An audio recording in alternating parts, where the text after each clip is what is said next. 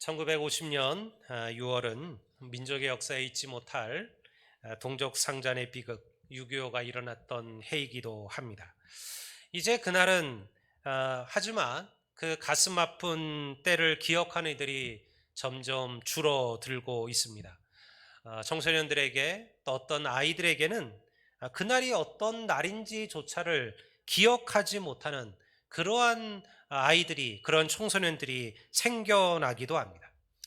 전쟁의 포화 속에서 잿더미만 남았던 이 나라가 하나님께서 함께 하시고 다시 일어서게 하셨습니다. 우리가 아는 것처럼 원조 없이는 살 수 없었던, 세상에서 가장 가난했던 대한민국이 이제 오히려 원조를 하는 나라가 되었어요.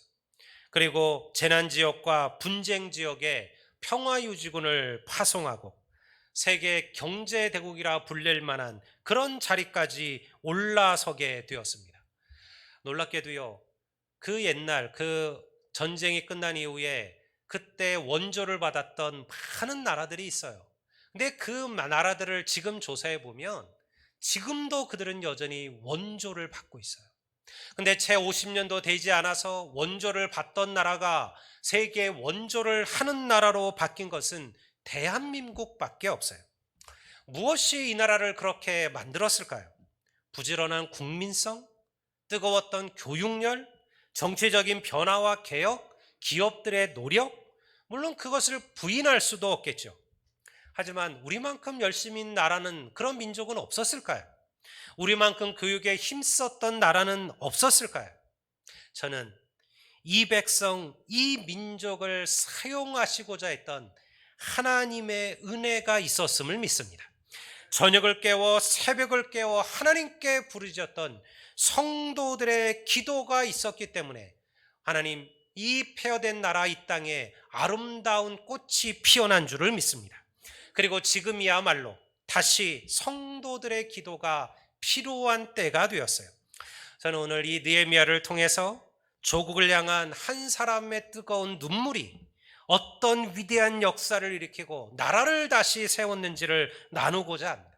그리고 그 나라를 향한 눈물의 기도가 우리 아들리안 교회 안에, 우리 성도들 안에도 시작되기를 주의 이름으로 축원합니다. 느헤미야는요, 기원전 5세기, 그러니까 지금으로부터 한 2500년 전의 사람 아닙니까?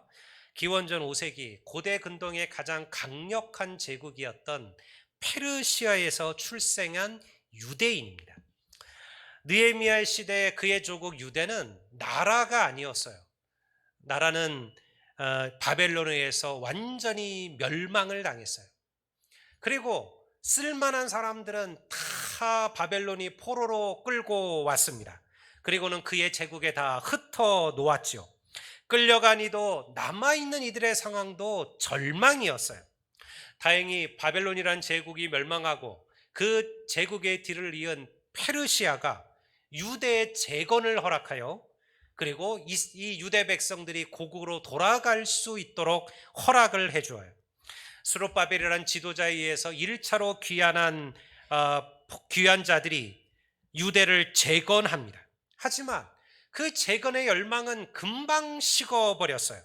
그리고 주위의 대적들에 의하여 유대 족속의 삶은 더욱더 절망으로 변해가기 시작을 합니다.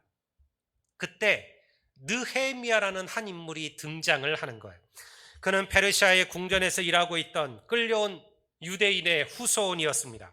그가 자신의 조국의 암담한 현실을 듣게 되어 유대에서 온 하난이라는 사람에 의하여 지금 조국의 상황이 어떠한지를 듣게 된 거죠. 굶주리고 주위 대적들에 의하여 환난과 능욕을 당하고 무너져버린 예루살렘 성과 성전에 대하여, 불타버린 도시에 대해서 듣게 된 거예요. 그럼 생각해 보세요. 지금까지 느헤미야는 자신의 삶에 큰 불만이 없었어요. 세계를 지배하던 고대 근동의 그 거대한 제국 페르시아의 궁정에서 일하는 관리라면 성공한 거 아닙니까? 자수성가하잖아요. 한 거죠. 살만했어요. 그의 삶은 매혹적이었어요. 그는 나름대로 자신의 삶을 성공한 인생이라고 여겼습니다. 사실 그는 자기의 조국 유대를 기억조차 못하는 사람이었어요. 느헤미야는 유대에서 태어난 자가 아니에요. 그는 페르시아에서 태어난 사람이에요. 그러니 유대는 그의 부모의 나라고 그의 조상의 나라지 사실은 느헤미야의 나라가 아니라고 말해도 돼요. 그럼에도 그는 조국의 이 비참한 현실을, 암담의 현실을 듣고 충격을 받았다라는 거예요. 느헤미야 1장 4절을 볼까요? 그 이야기를 듣고 난 다음에 이야기가 1장 4절이에요. 그가 이렇게 얘기합니다. 내가 이 말을 듣고 앉아서 울고 수일 동안 슬퍼하며 하늘의 하나님 앞에 금식하며 기도하여. 성경이 뭐라고 기록한다고요? 느헤미야가 이 조국의 이 현실의 이야기를 듣고 그가 앉아서 수일 동안 울며 슬퍼하며 금식하였다라고 말하는 거예요. 그가 믿는 하나님 여호와, 그 하나님의 위대한 도성 예루살렘의 그 비참함이 그의 심령을 움직이기 시작한 거죠. 지금까지 그가 자신의 야망, 자신의 꿈을 위해서 살았다면요, 그의 심령 속에 새로운 비전이 시작된 거예요. 그 비전이 무엇입니까? 바로 그것은 그의 조국 유대의 재건인 거예요. 이 느헤미야의 이 울음, 이 참담함은 무엇 때문이었을까요? 한 번도 보지 못한 그 예루살렘, 그 도성의 참담함, 그 도성의 암울한 현실 때문이 아니죠. 그는 무너져버린 하나님의 도시 예루살렘을 슬퍼한 거예요. 하나님께서 선택하여 세우셨던 이스라엘이 그와 같이 패망한 것에 대하여 견딜 수가 없었어요. 한때 위대한 빛을 발했던 다윗과 솔로몬의 제국이 이제 하나님이 누군지도 알지 못하던 그런 이방인들에 의하여 능욕을 당하고 하나님의 이름이 모욕을 받는 일을 느헤미야는 참을 수가 없었던 거예요. 제가 지난 한 주 새벽기도를 마치고 이번 주 설교를 준비하면서 제 목양실에서 느헤미야를 묵상을 했어요. 그리고 제 마음에 느껴지는 이 감정들이 있어서, 그게 뭐냐면 마치 이게 오늘날 한국의 교회와 한국의 성도들이 겪는 것 같은 그런 아픔이었어요. 도처에 기독교를 조롱하고 비난하는 이들로 넘쳐납니다. 교회는 조롱의 대상이 되고 기독교인은 자신들을 숨기며 살아가고 있어요. 당당히 내가 하나님의 백성이고 그리스도인이며 그리고 하나님의 자녀임을 자랑하는 이들이 줄어들고 있다라는 거예요. 한때 이 백성들의 삶을 변화시키고 위대한 역사의 물줄기를 틀었던 교회였어요. 여러분, 한국의 역사를 한번, 한국사를 뒤집어 보세요. 교회가 얼마나 위대한 일을 했는지요. 교회가 얼마나 역사의 놀라운 자리에 서 있었는지요. 이 나라를 위하여, 이 민족을 위하여, 독립을 위하여, 그리고 이 나라의 번영을 위하여 교회와 그리고 성도들과 목회자들이 어떠한 삶을 살았는지를 우리는 역사를 통해서 기억할 수가 있어요. 그런데 오늘날 더 이상 그런 교회, 그런 성도를 찾기가 어려워지고 있다는 거예요. 문제는요, 교회가 그런 시련을 당한다는 데 있는 게 아니에요. 어떤 시대든 교회는 시련과 고난을 받았어요. 어떤 시대든 교회를 욕하지 않는 사람들은 없어요. 어떤 시대든 교회를 비난하고 교회를 조롱하고 그리고 교회를 무너뜨리려고 하는 세력들은 항상 있었어요. 사실 이 느헤미야의 슬픔도 거기에 있는 거죠. 문제는 뭐냐면 그럼에도 하나님 앞에 이 나라를 생각하며 통회하며 울며 기도하는 교회와 성도들이 사라져간다는 거예요. 이것이 우리의 아픔이에요. 느헤미야도 그렇지 않겠습니까? 사실 느헤미야는 그의 조국 유대의 멸망과 환난에 대하여 아무런 책임이 없는 사람 아닙니까? 그가 우상 숭배를 한 게 아니에요. 그가 유대 땅에 살아본 적도 없어요. 그의 잘못 때문에 나라가 망한 게 아니죠. 그의 조상이 우상 숭배를 하고 그의 조상이 하나님께 패역한 거예요. 그래서 유대가 멸망을 당한 거예요. 그런데 느헤미야가 지금 하나님께 뭐라고 기도하고 있을까요? 우리가 6절 7절을 한번 보겠습니다. 우리 다 같이 한번, 잘 보이시죠? 한번 읽어 보실까요? 다 같이 읽겠습니다. 이제 종이 주의 종들인 이스라엘 자손을 위하여 주야로 기도하며 우리 이스라엘 자손이 주께 범죄한 죄들을 자복하오니 주는 귀를 기울이시며 눈을 여시사 종의 기도를 들으시옵소서. 나와 내 아버지의 집이 범죄하여 주를 향하여 크게 악을 행하여 주께서 주의 종 모세에게 명령하신 계명과 율례와 규례를 지키지 아니하였나이다. 지금 느헤미야가 뭐라고 고백하죠? 누가 하나님 앞에 범죄했다고 고백해요? 6절에 보면 우리 이스라엘 자손이에요. 우리 이스라엘, 저희 이스라엘 자손이 아니에요. 나라는 거예요. 나. 바로 내가 속한 이 우리 이스라엘 자손이 하나님께 범죄했습니다. 7절에는 뭐라 그래요? 나와 내 아버지의 집이 범죄하여. 아까 말한 것처럼 느헤미야가 무슨 죄를 저질렀나요? 느헤미야가 무슨 잘못을 했나요?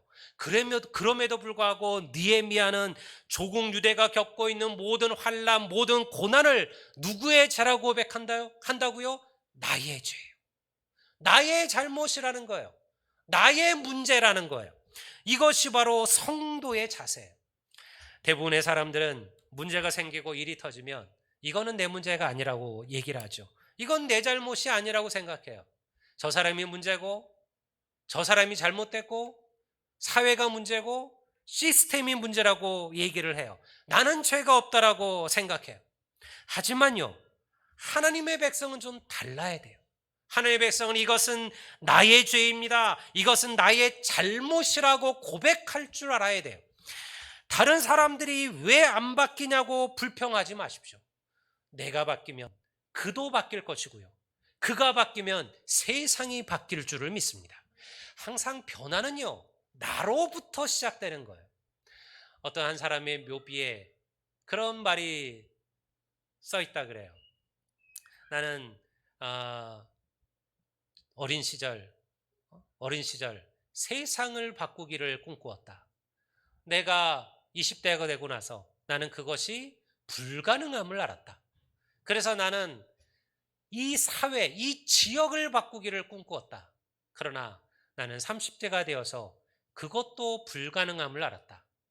나는 40대가 되어서 내 주위의 사람들을 바꾸기를 꿈꾸었다. 그런데 나는 그것도 불가능함을 알았다. 그리고 그 뒷말이 있어요.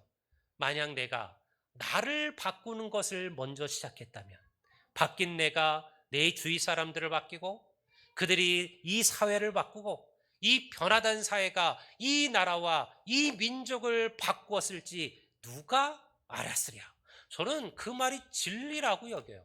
여러분, 항상 문제와 변화는 나로부터 시작되는 거예요. 내가 바뀌고 그리고 내가 하나님 앞에 고백하면 여러분들, 나를 통하여 이 세상이 바뀌게 될 줄을 믿습니다. 그러니 여러분, 나라의 아픔을 나의 잘못으로 고백하는 건 성도의 자세예요. 이 나라가, 물론 우리가 잘못했나요? 정치가들이 잘못했죠. 여러분들, 혹은 가진 자들이 문제죠. 혹은 부정과 부패를 저지른 자리 문제죠. 나는 잘못한 거 없어요 라고 말할 수 있어요. 그럼에도 성도는, 하나님, 내가 이 나라를 위해서 기도하지 못했습니다. 내가 이 나라를 위하여 무릎 꿇지 못했습니다. 그러니 이것은 나의 죄입니다. 여러분, 그렇게 고백할 수 있어야 된다는 거예요. 사랑하는 성도 여러분, 우리 안에 조국을 기억하며 슬피 울었던 느헤미야의 심정이 우리 안에도 시작되기를 주의 이름으로 축원합니다. 그러면요, 위대한 변화가 시작되는 거예요. 자신의 야망을 위해 살던 느헤미야가, 아무런 삶의 불평이나 문제가 없던 느헤미야가 새로운 비전을 꿈꾸게 되었어요. 느헤미야 1장 5절부터 10절은요 바로 다른 이야기를 쓰고 있습니다. 느헤미야 5장에서 10절은 조국의 비통함을 듣고 하나님 앞에 슬피 울며 기도했던 느헤미야의 기도예요. 그런데 10절의 기도가 끝난 다음에 느헤미야는 별 상관없어 보이는 구절 하나를 덧붙여요. 그게 11절이에요. 뭐라고 얘기합니까? 주여 구하오니 귀를 기울이사 종의 기도와 주의 이름을 경외하기를 기뻐하는 종들의 기도를 들으시고 오늘 종이 형통하여 이 사람 앞에서 은혜를 입게 하옵소서 하였더니 그때 내가 왕의 술관원이 되었느니라. 뜬금없이 느헤미야의 승진 얘기가 나와요. 근데 이게 의미가 있는 구절이에요. 이 구절을 그냥 써놓지 않았겠죠. 울고 슬퍼하고 금식하고 가슴을 치다가 갑자기 야 내가 승진했다. 내가 높이 올라갔다. 이 얘기를 여기다 왜 쓰고 있냐는 거예요. 느헤미야가 슬퍼하다가 승진 얘기 듣고 너무 기분이 좋아져서 이 글을 남긴 건가요? 하나님께서는 느헤미야의 기도를 기쁘게 받으신 거예요. 자신을 위해서가 아니라 하나님을 위하여 하나님의 고통받는 백성들을 위하여 살겠다라는 이 느헤미야의 비전이 하나님을 기쁘시게 했다라는 거예요. 그리고 그 응답이 무엇이냐면 바로 느헤미야가 페르시아 제국 황제의 술 맡은 관원이 되었다라는 바로 이 구절이에요. 왕의 술 맡은 관원이 되었다. 이게 무슨 의미일까요? 우리가 보기에는 이게 뭐 대단한 자리인가? 술 맡은 관원? 그게 셰프? 우리가 지금 생각하면 셰프가 됐다는 얘기인가? 주방장이 되었다는 얘기인가? 그런 의미하고는 완전히 차원이 다른 얘기예요. 고대 대부분의 왕들은요, 항상 암살의 두려움을 가지고 살았습니다.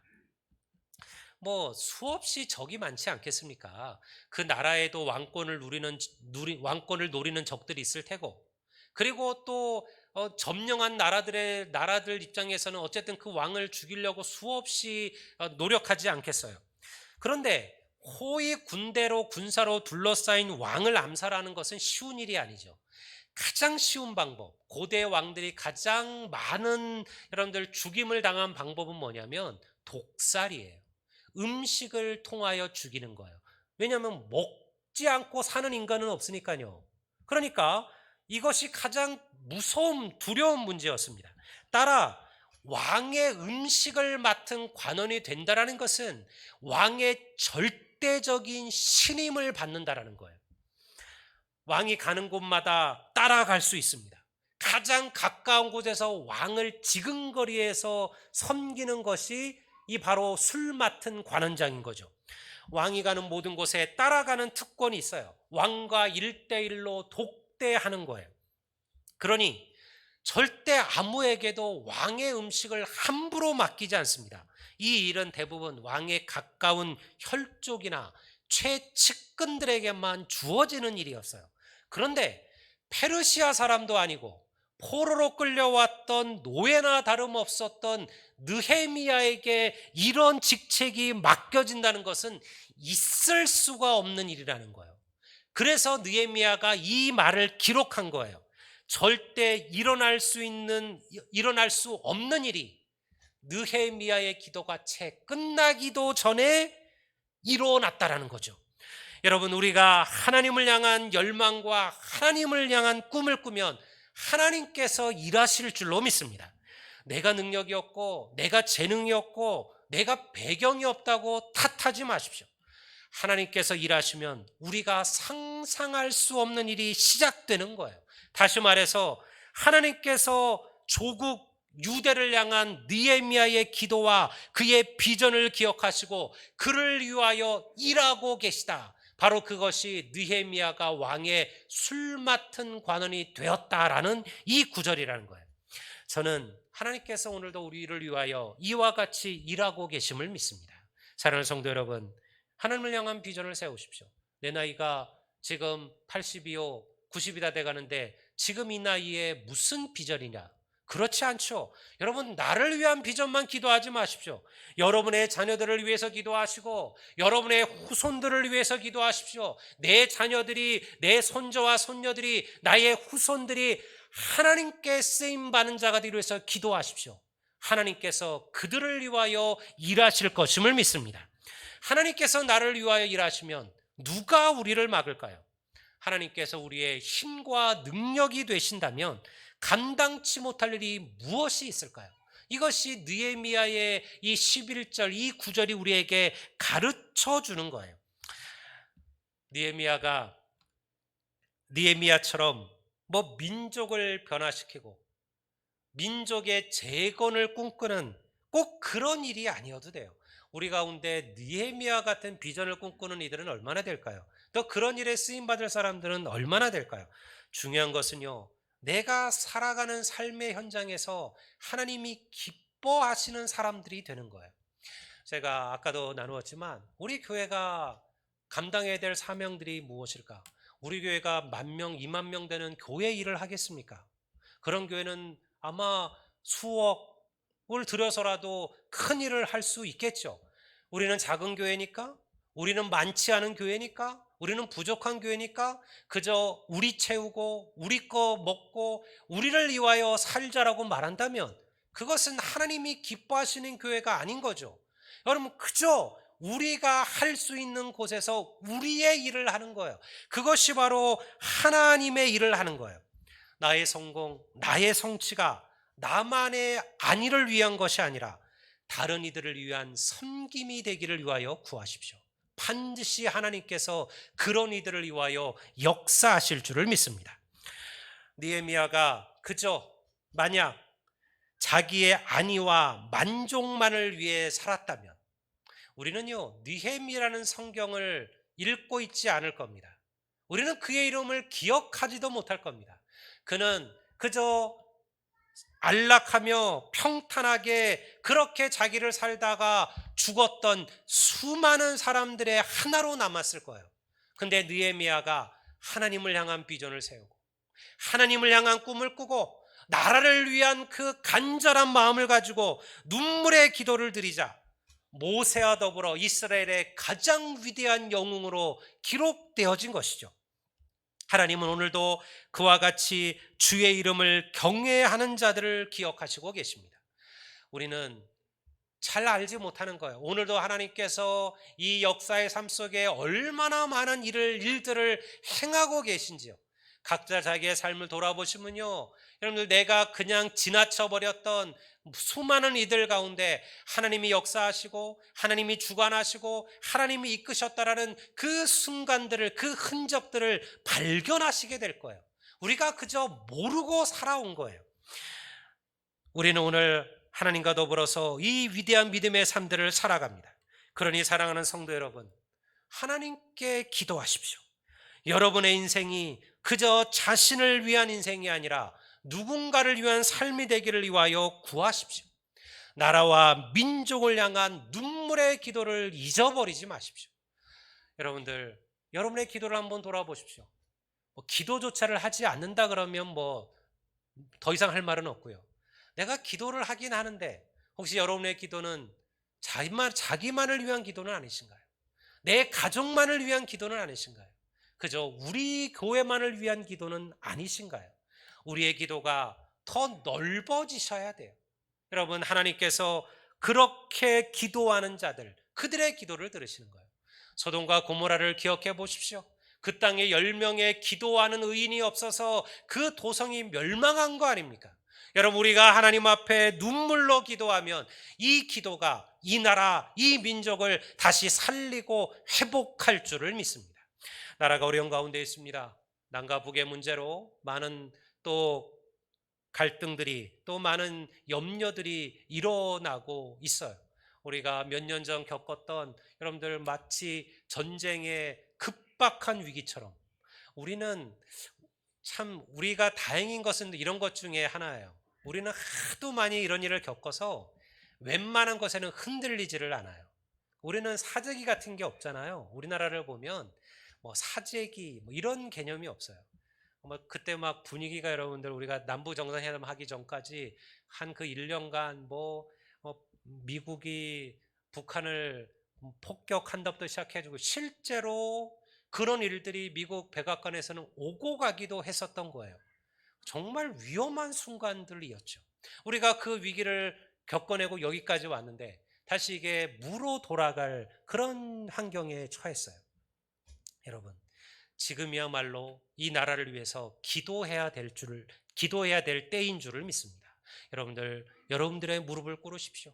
그리고 이 나라를 위해서 구하십시오. 눈물의 기도를 하십시오. 하나님께서 반드시 이 나라를 다시 세우시고 일으킬 것임을 믿습니다. 우리가 오늘 이 말씀들을 기억하시고 여러분들 참으로 조국을 위하여 하나님 앞에 눈물의 기도를 드렸던 그 느헤미야를 기억하며 6월 우리 나라 사랑의 달, 여러분들 비록 부족한 것도 많고 때로는 여러분들 모자라는 것도 많겠지만 그럼에도 하나님께서 우리에게 주신 이 조국, 이 대한민국을 위해서 수많은 이들이 피와 그들의 생명으로 지켜낸 이 자유와 평화를 위해서 하나님 앞에 무릎 꿇어 기도할 수 있는 우리 성도들 그리고 우리 교회가 되기를 우리 주의 이름으로 축원합니다. 우리 다 같이